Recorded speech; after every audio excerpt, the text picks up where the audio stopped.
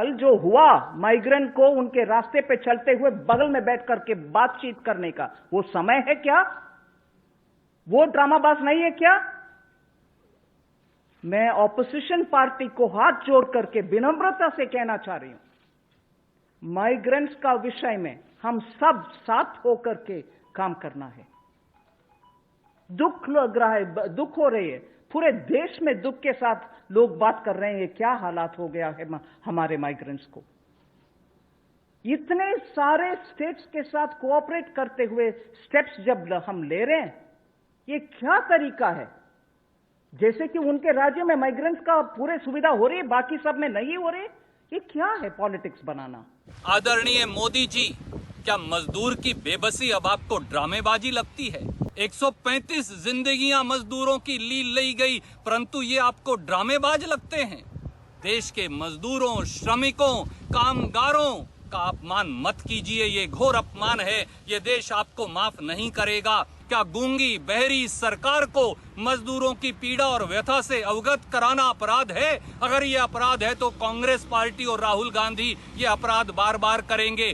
आदरणीय मुख्यमंत्री जी, मैं आपसे निवेदन करना चाहती हूँ, ये राजनीति का समय नहीं है। हमारी बसें बॉर्डर पे खड़ी हैं, हजारों श्रमिक भाई बहन पैदल बगैर खाए पिए दुनिया भर की मुसीबतों को उठाते हुए अपने घर की ओर चल रहे हैं। हमें उनको मदद करने की अनुमति दीजिए, हमारी बसेस को परमिशन दीजिए ताकि हम उनको सही सलामत अपने घर पहुंचा पाए। धन्यवाद। जय हिंद। नमस्कार, मैं हूं नगमा। आपने सुना प्रवासी मजदूरों को लेकर सियासत किस तरह से चल रही है। निर्मला सीतारमण वित्त मंत्री ने ये कहा कि राहुल गांधी जिस तरह कल मिलने के लिए चले गए मजदूरों से, वो क्या ड्रामेबाजी नहीं है? वो सवाल उठा रहे हैं। देश में प्रवासी मजदूरों की हालत पर कांग्रेस पर जमकर बरसी हैं निर्मला सीतारमण। उन्होंने कहा है कि जिन राज्यों में कांग्रेस की सरकार है वहां मजदूरों को सुविधा क्यों नहीं दी जा रही। अगर यहाँ पे केंद्र में, दिल्ली में अगर राहुल गांधी मजदूरों से मिलते हैं तो उन राज्यों का क्या जहां पर कांग्रेस की सरकारें हैं, वो मजदूरों को उनकी परेशानी में क्यों नहीं, उनसे क्यों नहीं बात करते। आगे साथ साथ ये भी कह रहे हैं कि प्रवासी मजदूरों पर सबको साथ मिलकर काम करना चाहिए, ये राजनीति का वक्त नहीं है। दरअसल राहुल गांधी, जो तस्वीरें आप देख रहे हैं अपनी स्क्रीन पर, उन्होंने प्रवासी मजदूरों से मुलाकात की थी कल दिल्ली में ही और उनका हाल चाल जाना था, जिसके बाद मजदूरों के हाल पर और ज्यादा सियासत शुरू हो गई है। पहले राहुल गांधी ने ये किया, निर्मला सीतारमण उन पर बरस पड़ी, कांग्रेस का जवाब आया और कहा कि देश कभी माफ नहीं करेगा अगर आप श्रमिकों को, मजदूरों को इस तरह से उनका अनादर करेंगे। और साथ साथ ये सवाल भी उठ रहा है कि क्या राहुल गांधी को यह अधिकार नहीं है कि वो जाकर हालचाल पूछें? ये उनका अधिकार है। तो ये तमाम बातें, एक तरह से आरोप और प्रत्यारोप जो है मजदूरों को लेकर चल रहा है। और इस बीच जो मजदूरों की व्यथा है, जो मजदूरों की बुरी हालत है, वो अपनी जगह पर है। उनका सफर, उनका अंतहीन सफर वो जारी है। बहुत सारे मजदूर अभी भी हैं जो बॉर्डर्स पर अटके हुए हैं। जैसा कुछ बसों में आपने सुना, प्रियंका गांधी अपील कर रही हैं उत्तर प्रदेश के मुख्यमंत्री से कि हमारी बसें खड़ी हैं, यानी कांग्रेस ने जिन बसों का इंतजाम किया है वो बसें खड़ी हैं बॉर्डर पे, आप उन्हें जाने दीजिए, उन्हें रोकिए मत। तो किस किस स्तर पे, कहाँ पे चल रही है राजनीति इनकी मजबूरी पर, इनके बुरे हाल पर, ये बहुत ही अफसोसनाक है। हमारे साथ इस वक्त जुड़ रहे हैं आनंद शर्मा, जो वरिष्ठ नेता हैं कांग्रेस के, पूर्व कैबिनेट मिनिस्टर रहे हैं। आनंद शर्मा, जो तस्वीरें हमने देखी हैं राहुल गांधी के एक दिल्ली की एक फुटपाथ पे जाकर मजदूरों से मिलने की, तो सवाल ये उठ रहा है कि इससे क्या हासिल होगा। उन तमाम राज्यों में मजदूरों की हालत क्या है जहां पर कांग्रेस की सरकारें हैं। निर्मला सीतारमण कह रही हैं कि ये जो एक तस्वीर, एक फोटो ऑप के लिए ये किया गया, वो क्या ड्रामेबाजी नहीं है। तो आरोप प्रत्यारोप, जवाब सवाल, इसका दौर शुरू हो गया है। इस पे विवाद नहीं होना चाहिए। हर व्यक्ति को जब है उनके प्रति अपनी एकजुटता या संवेदना व्यक्त करें। अब अगर वो जा रहे रास्ते मिले हैं, उन लोगों से बात की है, उस पर किसी को आपत्ति नहीं होनी चाहिए, कोई राजनीति नहीं है। राहुल गांधी एक है, राजनीतिक नेता है, एक संगठन के अध्यक्ष रहे हैं, तो इस पर टोका टोकी की क्या जरूरत है। कोई भी भारत का नागरिक देखिए, हमारी सामाजिक संस्थाएं हैं जी, वो भी ये काम कर रही हैं, एनजीओज काम कर रही हैं, कम्युनिटी ऑर्गेनाइजेशन कर रही हैं, गुरुद्वारे काम कर रहे हैं, कांग्रेस के लोग और दूसरे, सिर्फ राज्यों की और केंद्र की सरकार नहीं, पूरे भारत के अंदर जहां भी संभव है वो करते हैं। तो ये इतनी बड़ी एक विषय विवाद का नहीं होना चाहिए। विवाद का विषय तो नहीं होना चाहिए, लेकिन इसको इस रूप में देखिए कि निर्मला सीतारमण भी यही कह रही हैं कि सोनिया गांधी से वो अपील कर रही हैं कि इसके ऊपर सियासत मत कीजिए, हम मिलजुल कर काम करें और मजदूरों की जो व्यथा है उसको मिलजुल कर समझें। लेकिन राजनीति तो हो रही है, क्योंकि अब आलोचनाएं होती हैं। फिर आपने ये तस्वीर राहुल गांधी की देखी, इसका मकसद क्या था, क्या इससे क्या हासिल हो जाता, और तो ये किस लिए हुआ, ये सियासत के लिए, राजनीति के तौर पर ही देखा जाएगा। इसको मैं ऊपर उठ के देखता हूँ एक मानवता के रूप, कि जब इतने करोड़ों की संख्या में प्रवासी भारतीय कष्ट उठा रहे हैं, हर भारतीय का ये दायित्व भी बनता है और इस पे किसी को आपत्ति नहीं होनी चाहिए।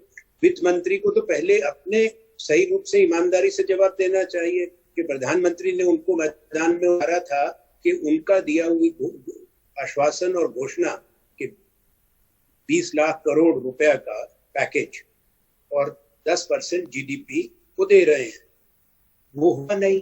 कर्जा देना, किसान को कर्जा देना, छोटे उद्योग को कर्जा देना, मजदूर को कर्जा देना, स्ट्रीट वेंडर को कर्जा देना, वो इकोनॉमिक पैकेज थोड़े है। तो किस तरह से मदद होनी चाहिए, आप क्या कह रहे हैं आनंद शर्मा? इस समय जो है कंस्ट्रक्टिव सुझाव की भी जरूरत है, सिर्फ आप आलोचना से नहीं काम चलेगा। जो ये 20 लाख है, आप कह रहे हैं कि ये 20 लाख तो सिर्फ दिखावा है, पैसे कहां से आएंगे, किसके पास जा रहे हैं, तो किस तरह से ये मदद होनी चाहिए थी? प्रधानमंत्री का हमने 20 लाख करोड़ दे दिया और दिया 3 लाख करोड़, तो उस पर ये सवाल करना राजनीति है? मेरा सीधा प्रश्न है, अगर गरीब के पास पैसा नहीं गया, मनी ट्रांसफर नहीं हुआ, प्रवासी मजदूर के पास पैसा नहीं गया, परसों सरकार ने घोषणा करी है, निर्मला सीतारमण जी ने, कि 5 किलो राशन और 1 किलो दाल की, तो 50 दिन लग गए। अर्बन पुअर के लिए जो किसी सोशल सिक्योरिटी नेट में नहीं, सामाजिक सुरक्षा के घेरे में नहीं है, तो भारत नागरिक के रूप में उनका भी वही संवैधानिक और कानूनी अधिकार है। तो इस पे प्रश्न भी न करें। और सरकार इतने बड़े बड़े फैसले कर रही है, तो कोई ये संक्रमण की वजह से या पेंडेमिक की वजह से, लॉकडाउन से सरकार को ऑथराइजेशन नहीं है कि देश का न्यूक्लियर डेटा, देश का स्पेस डेटा, इसरो का डेटा सब बेच दे। तो ये विपक्ष अपना काम करेगी। आपने आनंद शर्मा ये आरोप लगाया है और ये बात छपी भी है, आप कह रहे हैं कि एक तरह से सेल पर है जो हमारे नेशनल इंटरेस्ट की चीजें हैं, लेकिन ये भी सवाल उठेगा कि फिर कि आप लोग, विपक्ष भी जो है उसकी क्या सकारात्मक भूमिका रही है, विपक्ष क्या कर रही है आलोचना के अलावा? जहां जहां पर कांग्रेस की सरकारें हैं वहां पे क्या हो रहा है? देखिए, जहां भी कांग्रेस के लोग हैं वो मदद कर रहे हैं। कोई राजनीतिक दल के नेता का काम सामान उठाना नहीं होता, मदद करना होता है। हमारे कार्यकर्ता हर राज्य के अंदर प्रयास करते हैं। सिर्फ हम ये नहीं कहते कि कांग्रेस अपने आप में सक्षम है, जहां जहां संभव है यथासंभव मदद कर रहे हैं। राज्यों में दूसरे लोग भी काम कर रहे हैं, जैसे हमने कहा, जो कम्युनिटी ऑर्गेनाइजेशंस हैं, एनजीओज हैं, तमाम संस्थाएं हैं, और उनकी सरकारें भी प्रयास कर रही हैं। केंद्र में ये एक ऐसा विषय है जिसमें जो भी योगदान कर सके तो उसको प्रोत्साहित करना चाहिए, उसको प्रताड़ित नहीं करना चाहिए। मैं तो यही कहूँ। प्रोत्साहित और निर्मला सीतारमण जी को जिम्मेवारी माननीय प्रधानमंत्री जी ने दी, वो वैसे 5 प्रेस कॉन्फ्रेंस में अगर स्वयं समझ पाई है कि क्या कह रही हैं तो बता दें। मुझे नहीं पता लगता। आज मैंने बहुत बड़े एक अर्थशास्त्री से बात की, मैंने उनसे अभी ऑथराइजेशन नहीं लिया तो नाम लूंगा, तो शायद खुद ही बोल दे। वो कहते हैं कि आनंद जी मैं नहीं समझ पाया, अगर आप कुछ समझ ले तो मुझे भी समझा। तो आप कह रहे हैं कि निर्मला सीतारमण ने जो जो घोषणाएं की हैं, अगर वो स्वयं समझ सकती हैं तो मुझे भी समझा दें। मतलब इसमें जो सबसे बड़ी उलझन वो आपको क्या लग रही है? एक तो आप कह रहे हैं कि ये 20 लाख करोड़ का पैकेज जो है वो दिखावा है, बल्कि वो 10 लाख करोड़ की बात है, क्योंकि 2.25 लाख करोड़ तो पहले ही सरकार ऐलान कर चुकी थी। 8 लाख करोड़ जो है वो आरबीआई के जरिए बाजार में आया था, तो अब 10 लाख के लगभग बचा। पर इसमें भी आप कह रहे हैं कि 3.2 लाख करोड़ जो है वो दरअसल मिला है और ये सब दिखावा है। और इसमें क्या बातें इतनी उलझी हुई हैं, क्या सवाल हैं कि पैसे कहां से आएंगे, किसको मिलेंगे, कहां जा रहे हैं? क्या ये सिर्फ एक लोन मेला है? मैंने तो आपको आंकड़े दे दिए हैं और मैं निर्मला जी से ये अब फिर कहेंगे कि राजनीति नहीं है। मैं भी संसद में हूँ, नेता हूँ विपक्ष का, मेरा अधिकार बनता है सवाल करना, मेरा फर्ज भी बनता है इस बात को उठाना और मुझसे चर्चा करने। मैं आपके माध्यम से कह रहा हूँ जी, and it's open offer, let the finance minister discuss and explain, let the country know कि कहाँ है जो हमारे प्रधानमंत्री जी ने कहा था वो 20 लाख करोड़ कहाँ है, तो ढूंढे तो। चलिए, तो हम उम्मीद करते हैं कि इसका भी जवाब आएगा कि कहाँ से आए हैं ये आंकड़े, कहाँ कैसे खर्च हो रहे हैं, क्योंकि देश को ये हक है कि ये जाने कि अगर इतने बड़े पैकेज की बात, जिसे तथाकथित ऐतिहासिक पैकेज कहा जा रहा है, उसके जो पैसे हैं वो किस तरह से खर्च हो रहे हैं, कहाँ से आ रहे हैं। शुक्रिया आपका आनंद शर्मा हमसे बातचीत करने के लिए। हमारे साथ एक और खास मेहमान इस वक्त जुड़ रहे हैं हम लोग में। मेरे साथ इस समय जुड़े हैं सुभाष देसाई, जो उद्योग मंत्री हैं महाराष्ट्र के। सुभाष जी, बहुत बहुत स्वागत है आपका एनडीटीवी में। अभी अभी खबर आई कि महाराष्ट्र ने भी लॉकडाउन 31 तक बढ़ा दिया है, तो 31 मई तक महाराष्ट्र में भी लॉकडाउन बढ़ा है। इस बीच इंडस्ट्रीज भी खुल रही हैं, तो मैं इसी सेक्टर की आपसे बात करना चाहूंगी कि इस दौरान ये लॉकडाउन भी बढ़ता है तो किस तरह के कदम उठाए जाएंगे कि इंडस्ट्रीज भी खुल सकें, एग्जिट एक ईज आउट भी हो और साथ साथ लॉकडाउन भी बना रहे, जबकि आज ये रिकॉर्ड तोड़ आंकड़े सामने आए हैं सिर्फ मुंबई से ही कोरोना के केसेस के और उससे जुड़ी मृत्यु की।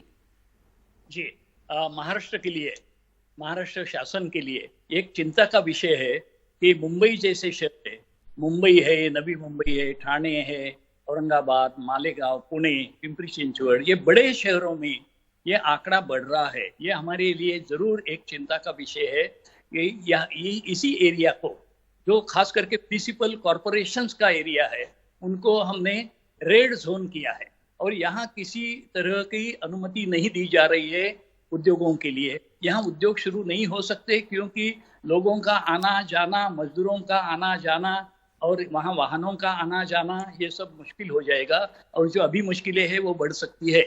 लेकिन इसके अलावा जो ऑरेंज जोन है, ग्रीन जोन है, और एक अच्छी बात है कि ग्रीन और ऑरेंज जोन का क्षेत्र महाराष्ट्र में बड़ा है। इस सारे क्षेत्रों में हमने अप्रैल के 3 और 4 सप्ताह से लेकर के आज तक अनुमति दी है। मैं आपको बताऊं कि हमने आज तक 71,000 कंपनियों को शुरू करने की अनुमति दी, परमिशन दी। उसमें से 40,200 फैक्ट्रीज ने प्रोडक्शन शुरू किया है। आज 40,000 से ज्यादा फैक्ट्रीज शुरू हो गई है और उसमें 11.5 लाख मजदूर ये काम कर रहे हैं। वो काम पर वापस आ गए हैं 11.5 लाख मजदूर, और ये जो संख्या है वो बढ़ रही है। इसमें भी कठिनाई है और वो हमारे जो कंपनियां चलाने वाले लोग हैं उनको ये समस्या का सामना करना पड़ रहा है। फिर भी वो उसमें से समाधान निकाल करके, सोल्यूशन निकाल के धीरे धीरे धीरे सारी गाड़ियां वो पटरी पे आ रही है और उस पर सरकार उनको मदद कर रही है। 11.5 लाख मजदूर आपने बताया कि ये 40,200 फैक्ट्रियों में जो काम कर रहे हैं, तो ये मजदूर महाराष्ट्र से भी तो पलायन हुआ होगा। अभी भी सब जगह सभी राज्यों में से मजदूरों के जाने का ही सिलसिला है। हमने देखा है कि दिल्ली है या बाकी जो दूसरे राज्य हैं, सबसे ज्यादा तो दिल्ली से लोग बिहार जा रहे हैं, उत्तर प्रदेश जा रहे हैं, अलग अलग अपने अपने राज्यों में लौट रहे हैं। तो अभी ये जो मजदूर जो यहाँ पे काम कर रहे हैं, वो मजदूर गए नहीं, रुके रहे या स्थानीय लोग हैं? क्योंकि आपने भी एक बार पहले भी आपने कहा कि जो पलायन हो रहा है, जो माइग्रेंट्स हैं, उनका जाना भी एक तरह से जो स्थानीय लोग हैं उनके लिए एक फायदे की बात है।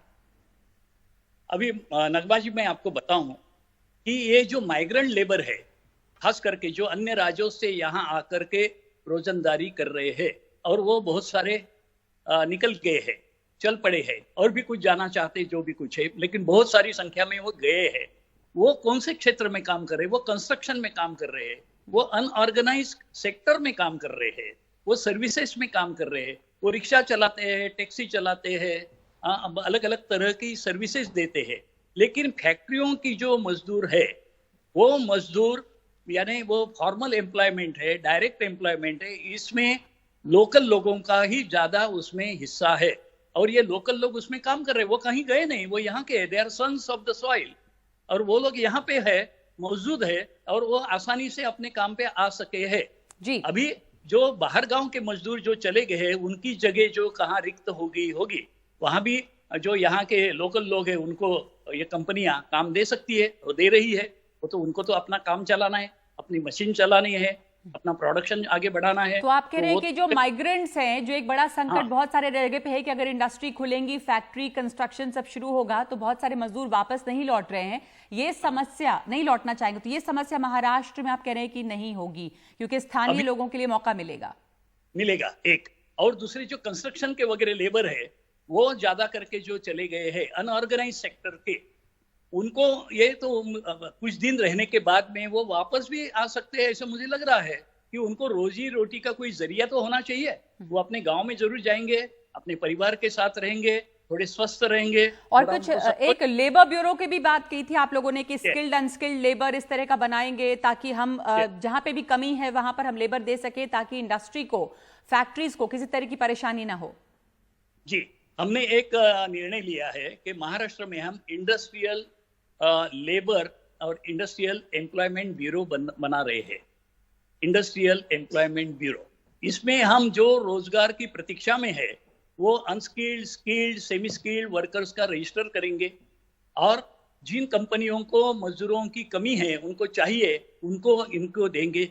Job seekers and job givers, इन दोनों को हम एक जगह पे लाएंगे, तो जॉब देने वाले भी और जॉब मांगने वाले, इन दोनों की सुविधा हो जाएगी और इससे बेरोजगारी भी हटेगी और मजदूरों की जो कमी है उस समस्या से हमारी जो कंपनियां हैं उनको समाधान होगा। जी, तो एक रास्ता निकाला है महाराष्ट्र ने, और लॉकडाउन जो बढ़ा है उसमें भी किस तरह से इंडस्ट्रीज खोली जाएंगी, ग्रीन, रेड और ऑरेंज जोन का अलग अलग नियम है, ये तय किया गया है, लेबर की कमी ना हो। बहुत बहुत शुक्रिया आपका सुभाष देसाई, इंडस्ट्रियल मिनिस्टर महाराष्ट्र के, हमसे बात कर रहे थे। इस वक्त हम लोग में हम एक ब्रेक लेंगे। ब्रेक के बाद हमारे साथ जुड़ रही हैं आरती मेहरा बीजेपी की नेता, आलोक शर्मा कांग्रेस के प्रवक्ता और योगेंद्र यादव राष्ट्रीय अध्यक्ष स्वराज इंडिया के। मजदूरों की जो समस्या बनी हुई है उस पर हम चर्चा करेंगे। हमारे साथ थोड़ी देर में जुड़ेंगे सुंदर श्याम अरोड़ा भी, जो वाणिज्य और उद्योग मंत्री हैं पंजाब के। एक ब्रेक के बाद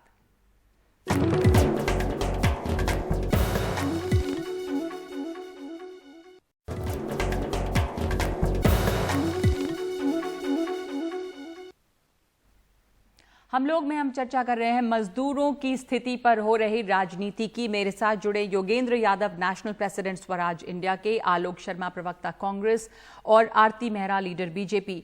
योगेंद्र जी, राहुल गांधी की तस्वीरें जब सामने आई उसके बाद उसको ड्रामेबाजी कहने लगी वित्त मंत्री, उसके बाद कांग्रेस का जवाब आया। अब पीयूष गोयल कह रहे हैं कि कहीं से भी श्रमिक ट्रेनें हम चलाने को तैयार हैं श्रमिकों के लिए।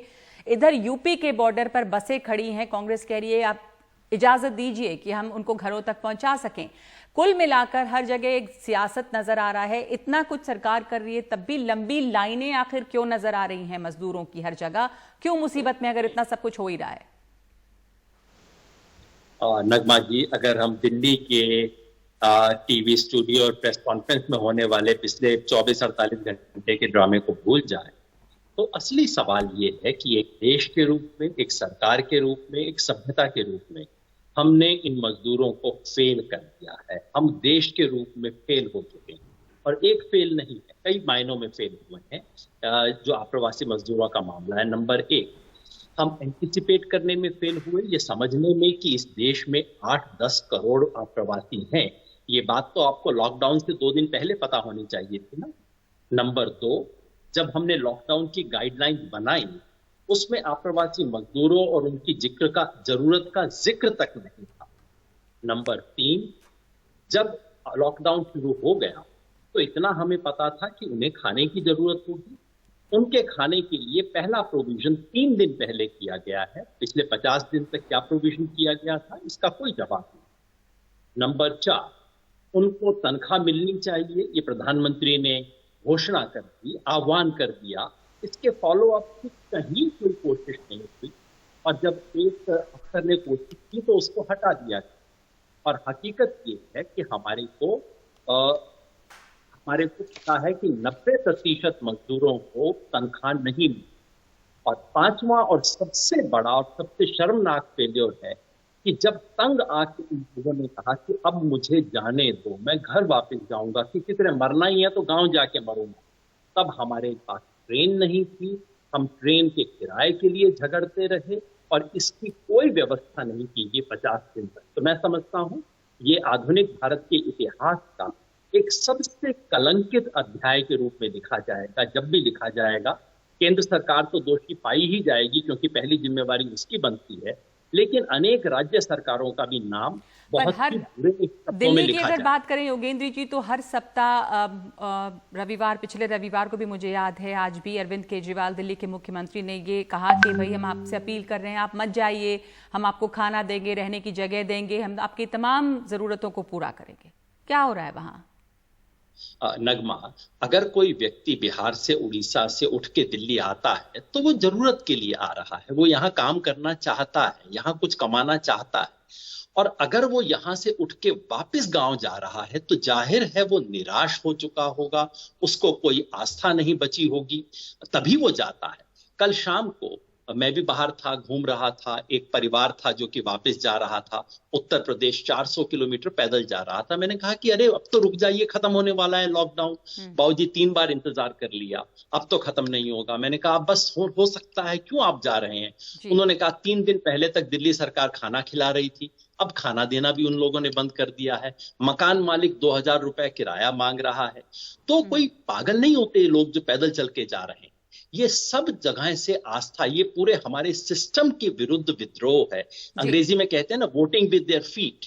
तो ये लोग अपने पांव से वोट दे के कह रहे हैं मुझे तुम्हारी व्यवस्था, तुम्हारी सरकारों में आस्था नहीं बची। तो हमारे साथ जुड़े हुए हैं आलोक शर्मा भी, कांग्रेस के प्रवक्ता हैं। कांग्रेस इसमें सवाल तो बहुत उठा रही है, सवाल उठाना लाजमी है, पहली जिम्मेदारी केंद्र सरकार की बनती है आलोक जी, पर इस पर आपको नहीं लगता कि एक सियासत ही हो रही है विपक्ष की तरफ से भी? मजदूर एक ऐसा मुद्दा बन गए हैं, तस्वीरें सिर्फ सामने आ रही हैं, राहुल गांधी जाते हैं फुटपाथ पे बैठ के, इतने दिनों के बाद मजदूरों से मिल लेते हैं, क्या मतलब था उसका? मिल सकते हैं जाहिर है, पर आप उसको लेकर वो क्या उससे फायदा हुआ या क्या कांग्रेस कर रही है? दूसरी तरफ प्रियंका गांधी की तस्वीर है अपील करते हुए कि आप यूपी में बसें नहीं जाने दे रहे हैं, क्या हो रहा है? देखिए नगमा जी, सबसे पहले अगर ट्रेन की आवाज कहीं से उठी थी तो पंजाब से उठी थी। अगर किसी ने सबसे पहले बसें चलाई तो राजस्थान सरकार ने चलाई थी। जहां तक बात केंद्र सरकार की और जो आपका प्रश्न है उस पर भी मैं आता हूं, जिस प्रधानमंत्री के पास देने के लिए, बांटने के लिए, जुमलेबाजी के लिए 20 लाख करोड़ रुपए थे और 15,000 ट्रेनें उसके पास खड़ी थी, उसके पास नियत नहीं थी, उसकी नियति नहीं थी और उसके पास विजन नहीं था। ऐसा प्रधानमंत्री जिसके पास इतने रिसोर्सेज थे, मुझे लगता है कि आज सबसे पहले तो देश को बधाई दी जाए कि 4 दिन से जो सीरियल चल रहा था इवेंट मैनेजमेंट का, जो जिस तरह से लोन मेले से होते हुए और आज रिफॉर्म्स पे आके और देश को बेचने पे आके खत्म हुआ है, देश को बधाई हो कि कम से कम उससे तो निजात मिल गई 4 दिन में जो चल रहा था। मुद्दे की बात यह है कि ये एक राज्य का विषय नहीं है, विषय है ये नेशनल लेवल पे। जो मजदूर जम्मू कश्मीर से चल रहा है और उसको झारखंड जाना है तो 5-6 राज्यों से उसको गुजरना है। हम पूछना चाहते हैं नेशनल लेवल पे माइग्रेंट पॉलिसी क्यों नहीं बनी 60 दिन से? आप थाली पिटवा रहे हैं, आप दिया जलवा रहे हैं, आप तमाम चीजें कर रहे हैं। जहां तक माननीय राहुल गांधी जी की बात है, राहुल गांधी जी गए, उन्होंने किसी मीडिया को इन्फॉर्म नहीं किया। कोई वहां पर जाकर मोदी जी की तरह या तमाम भाजपा के लीडर्स की तरह जो वो लोग करते हैं इवेंट मैनेजमेंट में, कोई चीज नहीं हुई, केवल दर्द जाना और उसके बाद एक्शन लिया गया। जी। प्रियंका जी की बात है, प्रियंका जी पिछले 60 दिन से पूरी कांग्रेस कह रही है इन मजदूरों को घर जाना है। 500 लोग थे जब कोरोना वायरस से पीड़ित, तो आपने डेडलॉक का लॉकडाउन कर दिया। आलोक जी एक माफ कीजिएगा, टोक रही हूं आपको बीच में, एक छोटा सा ब्रेक लेना है हमें इस समय, उसके बाद आरती जी भी हमारे साथ, उनसे जवाब जानेंगे। और उत्तर प्रदेश में क्या हो रहा है? क्या कांग्रेस ने जो बसें लेकर मजदूरों को, कांग्रेस की तरफ से जो बसों का इंतजाम किया गया है वो वहां सीमा पर खड़ी हैं, उन्हें जाने नहीं दिया जा रहा है? एक ब्रेक के बाद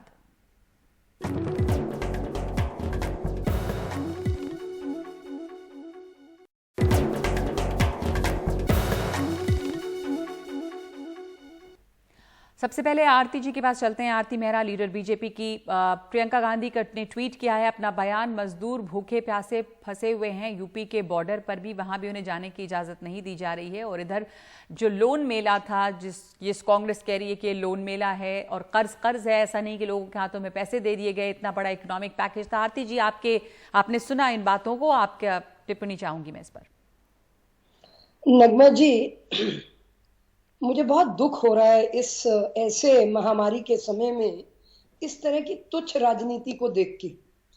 आज जहां पे भारत ने बहुत एक रिस्पॉन्सिव और बहुत संवेदनशील तरीके से पूरी स्थिति का मजबूती से सामना करा है, जहां विश्व में लगभग 46 लाख से ज्यादा संक्रमित पॉजिटिव केसेस हैं, जहां पे 3 लाख से ज्यादा डेथ्स हुई हैं, वहां भारत में 90,000 लोग पॉजिटिव और 2700 के करीब डेथ हुई है। वो भी बहुत दुख की बात है, जहां हमारे देश की पॉपुलेशन जो है वो 135 करोड़ है और हम रिस्पॉन्सिव हैं और हमारे देश ने इतना सेंसिटिवली काम किया है। आरती जी, कोई बीजेपी नहीं आरती जी, कोरोना के संक्रमण को रोकने के प्रति तो रिस्पॉन्सिव हैं, लेकिन जो उसके लिए उससे जो जुड़ी जो समस्याएं उभरी, बेरोजगारी, भूखमरी, पलायन की, उस पर आरोप है कि, और उसकी तस्वीरें हैं आरती जी कि सरकार रिस्पॉन्सिव नहीं रही। आऊंगी इनके 2G, इनके 3G, इनका कोयला घोटाला जिसमें कांग्रेस ने देश को लूटा और आज ये हमसे बात कर रहे हैं। और घोटाला छोड़िए, इस समय हम घोटाले की बात नहीं कर रहे हैं। आरती जी माफ कीजिएगा, मैं प्लीज मुद्दे पर आए। मैं कह रही हूँ कि रिस्पॉन्सिव कोरोना संक्रमण रोकने में रहे, लेकिन पलायन पर, भूखमरी पर, बेरोजगारी पर, वहां पे भारत से जो तस्वीरें आ रही हैं लंबी लंबी कतारों की, वो कहीं और से नहीं आ रही।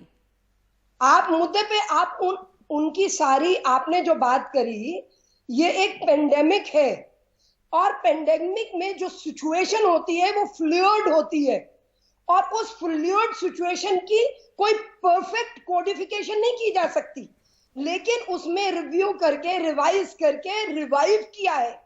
20 लाख यही लोग थे, आप लोगों के माध्यम से ये पहले कहते थे पीपीई किट नहीं है, मास्क नहीं है, पर आज हम जो मुसीबतें सामने वो तो नजर आ रही हैं तस्वीरों में। इतने लोग सड़कों पर हैं, मारे जा रहे हैं, भूखमरी है, उससे तो इनकार नहीं कर सकते ना।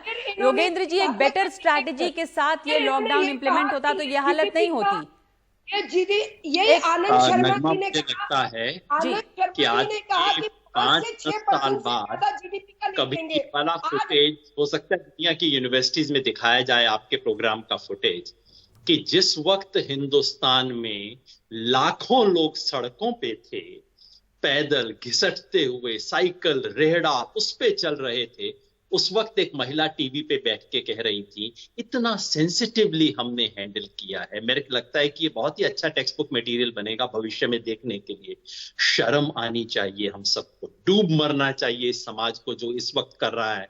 ये 2G 3G की बात करती हैं, 2G 3G के लिए मैं सड़क पे उतरा था, मैंने कांग्रेस सरकार की लाठी खाई थी। और मैं बताता हूं आरती जी, इस वक्त 2G 3G या किसी जी या आपके मोदी जी इसका नाम लेना या 7 से 8% जीडीपी की बात, 5 से 6% की बात की थी कि नहीं दे पाएंगे, आज 10% दे दिया। एक आधारभूत ढांचा खड़ा किया योगेंद्र यादव जी। डूब मरना तो पुरानी सरकारों को चाहिए जिन्होंने बैंकों के अकाउंट भी नहीं खोले थे, जहां पे सिर्फ 15% पैसा जाता था। आरती जी, यहाँ किस सरकार को किस घोटाले की वजह से डूब मरना चाहिए और क्या किया, ये समय नहीं है। इसका समय इस बात का है और इस पर रहना चाहिए कि ये बहुत ही संवेदनशील मुद्दा है। बहुत सारे लोगों का सवाल है जो भूखमरी की कगार पे हैं, जो भूखे और प्यासे सड़कों पर हैं और अभी भी उनका पलायन, सड़कों पर चलना जारी है। तो ये पीठ थपथपाने का वक्त बिल्कुल भी नहीं है। लेकिन माफ कीजिएगा कि इस वक्त इतना ही वक्त है मेरे पास। मैं एक ब्रेक ले रही हूं, ब्रेक के बाद लौटते हैं। बहुत धन्यवाद आपका, ब्रेक के बाद लौट रहे हैं।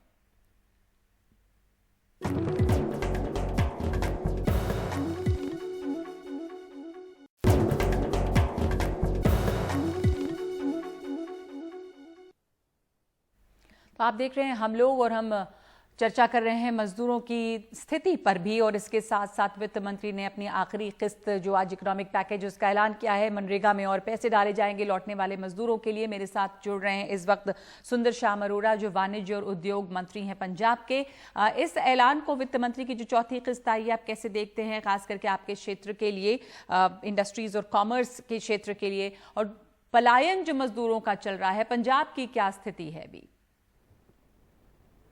नमस्कार, मैं आपको ये बताना चाहता हूँ कि जो पंजाब से लेबर गई है वापस, हमने उनके लिए जाने का इंतज़ाम किया है, उनको टिकट लेके दिए हैं, बड़े प्यार के साथ उनको भेजा है ताकि जो अपने घर होके दोबारा वो वापस आ सकें।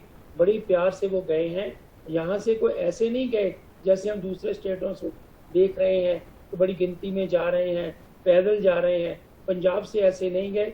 हमारे मुख्यमंत्री जी ने माननीय मुख्यमंत्री जी ने पूरे इंतजाम किए हैं और वो स्पेशल ट्रेनें उनके लिए चलाई हैं, उनके लिए खाने पीने का इंतजाम दिया है और वो बहुत प्यार से गए हैं और हमने पूरे उनके टिकट का जी कितना मंत्री जी, कितना पलायन वहां से हुआ है? क्या आप वापस वहां पे जो खुलने लगी हैं इंडस्ट्रीज, किस तरह की इंडस्ट्रीज खुल रही हैं? लॉकडाउन 31 मई तक बढ़ा है, क्या खुलेगा, किस तरह काम चलेगा? देखिए, जो इंडस्ट्री कंटोनमेंट के अंडर नहीं थी, जो इंडस्ट्री कंटोनमेंट के अंडर नहीं थी, जो इंडस्ट्री कोई भी सेंट्रल गवर्नमेंट के जो हेल्थ डिपार्टमेंट के रूल है उसके अंडर नहीं आती थी, उसको हमने खोल दिया है। आप मेरी आवाज सुन रहे हैं? जी बिल्कुल, आपकी आवाज आ रही है। पंजाब में 18 मई से कर्फ्यू भी खत्म हो रहा है, जो कर्फ्यू जैसा लगा हुआ था खत्म हो रहा है। हमारे मुख्यमंत्री जी ने प्रयास किया है, उन्होंने प्राइम मिनिस्टर को एक लेटर भी लिखा है कि ये स्टेटों के ऊपर छोड़ देना चाहिए कि रेड जोन क्या है, ऑरेंज जोन क्या है, ग्रीन जोन क्या है, ये स्टेट अपने आप देख लेगी। और हम जितने लोगों ने रजिस्ट्रेशन कराई थी, मैं आपको बताना चाहता हूं कि उनमें से 50% लोग जो थे, जो हमारे पंजाब में रुक गए हैं, हमने बड़े प्यार से उनको भेजा है कि वो अपने घर जाएं, मिलके वापस आएंगे। उनमें बहुत से ऐसे लोग हैं जिन्होंने यहाँ घर बना लिए हैं। ये पंजाब उनकी कर्म भूमि है और पंजाब में उनके वोट बन चुके हैं और वो हमारे परिवारों के साथ वो रहते हैं। हमें ऐसा कुछ नहीं लगता कि वो वापस नहीं आएंगे। तो आप कह रहे हैं कि पंजाब में स्थिति बेहतर है, मजदूरों का इंतजाम किया गया है, मजदूर वापस भी आ रहे हैं और बहुत सारे जो गए हैं उन्हें ठीक से भेजा गया है। कल से वहां पे कर्फ्यू भी हट रहा है। धन्यवाद आपका सुंदर श्याम अरोड़ा हमसे बात करने के लिए। वाणिज्य और उद्योग मंत्री पंजाब के बता रहे थे कि पंजाब की स्थिति जहां तक पलायन का सवाल है बेहतर है। तो इस वक्त मेरे साथ इतना ही, एक ब्रेक लेंगे और खबरों का सिलसिला जारी रहेगा।